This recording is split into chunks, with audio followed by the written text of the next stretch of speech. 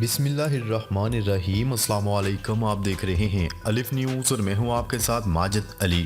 شامل کرتے ہیں آج کی آن لائن ہیڈ لائنز۔ یمن نے امریکی اتحادیوں کو کھلی وارننگ دے دی۔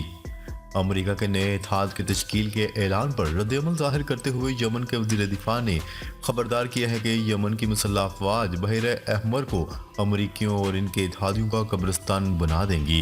یمنی وزیر دفاع نے اپنے تازہ ترین بحری اتحاد کی تشکیل کے حوالے سے امریکی وزیر دفاع لارڈ آسٹن کے بیان پر رد عمل میں کہا ہے کہ ہمارے پاس ایسے آلات موجود ہیں جو آپ کے بحری بیڑے، بحری جہازوں، آبدوزوں اور طیارہ بردار بحری جہازوں کو غرقاب کر سکتے ہیں۔ یمن کے وزیر دفاع نے امریکہ اور اس کے اتحادیوں سے کہا ہے کہ بحیرہ احمر تمہارا قبرستان بن جائے گا۔ روسی صدر ولادیمیر پوٹن نے ایک بار پھر صدارتی الیکشن لڑنے کے لیے کاغذات نامزدگی جمع کروا دیے۔ صدارتی انتخابات کا عمل اگلے سال 15 سے 17 مارچ تک جاری رہے گا۔ دوسری جانب جنوبی ایشیا میں اہمیت رکھنے والے 3 ممالک نئے سال 2024 میں قومی انتخابات کے معرکے میں داخل ہو رہے ہیں۔ پاکستان میں نواز شریف، بھارت میں مودی اور بنگلہ دیش میں حسینہ واجد وزارت عظمیٰ کے امیدوار ہیں۔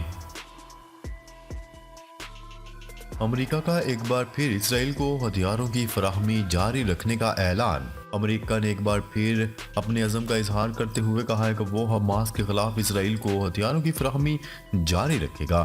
غیر ملکی خبرساں ادارے کی رپورٹ کے مطابق امریکی وزیر دفاع لارڈ آسٹن نے کہا ہے کہ ہمیں غزہ کے تقریباً 20 لاکھ بے گھر لوگوں کے لیے مزید انسانی امداد پہنچانی چاہیے اور اس امداد کو بہتر طریقے سے تقسیم کرنا چاہیے۔ ساتھ ہی انہوں نے کہا ہے کہ واشنگٹن اسرائیل کا سب سے بڑا دوست اور اتحادی ہے اور وہاں ہم جنگی سازوسامان، ٹیکٹیکل گاڑیوں اور فضائی دفاعی نظام فراہم کرتے رہیں گے۔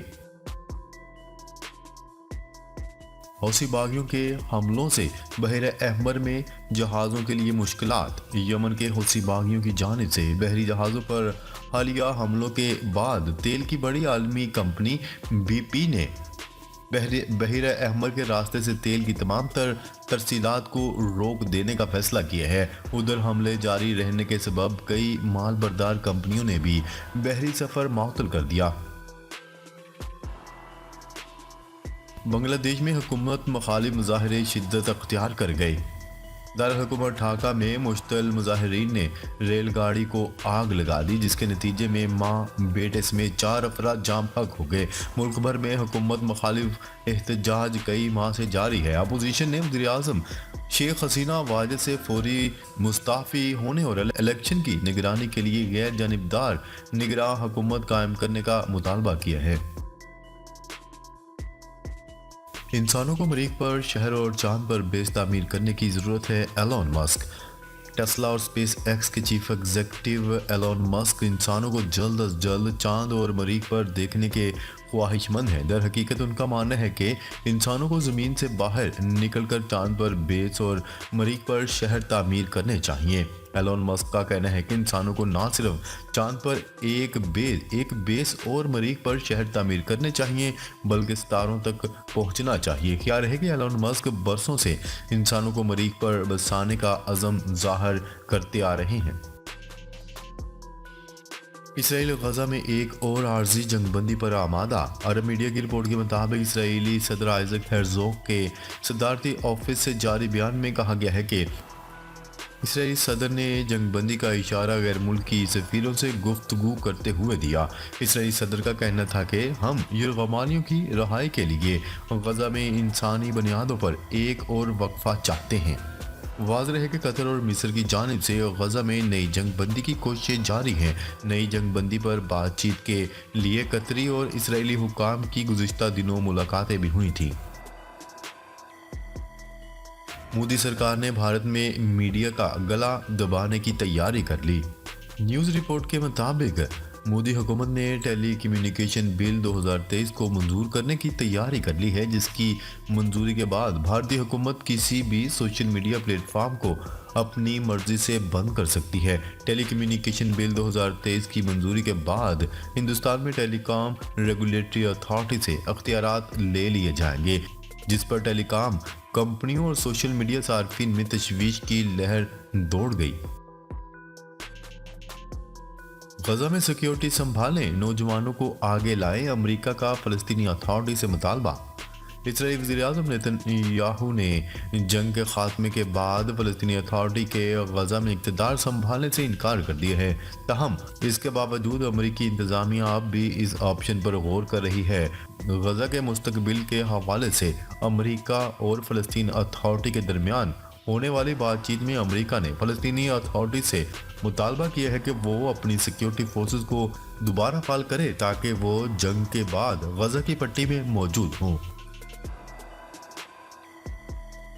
बहर अहमर में महफूज जहाजरानी के लिए इकवाम मदद करें, अमरीकी वज़ीर दिफा। अमेरिका के वज़ीर दिफा ने बहर अहमर में जहाजरानी को दरपेश चैलेंज से निमटने के लिए दर्जनों इकवाम को दावत दी है कि वो हौसी हमलों से निमटने के लिए किरदार अदा करें। वो एक इजलास में मौजूद थे जिसमें समंदर में महफूज तजारती रास्तों के लिए नए फौजी ऑपरेशन पर भी गौर किया गया। उनका कहना है कि हम ये दावत इसलिए दे रहे हैं कि बहुत से ममालिक इन मुश्तरका कोशों में मदद देने के लिए बराह रास्त हिस्सा डाल सकते हैं ताकि पानियों को तज़वीराती हवाले से महफूज तर बनाया जा सके।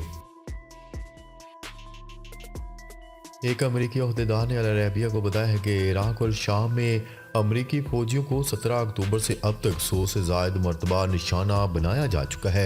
एहलकार ने कहा 17 अक्टूबर से 18 दिसंबर के दरमियान अमेरिकी और इत्तेहादी अफवाज पर आज तक कम अज़ कम 101 बार हमले हो चुके हैं। इनमें इराक में 46 और शाम में 55 हमले हुए हैं, जिनमें खुदकुश ड्रोन, रॉकेट मार्टर और बैलिस्टिक मिसाइल शामिल हैं।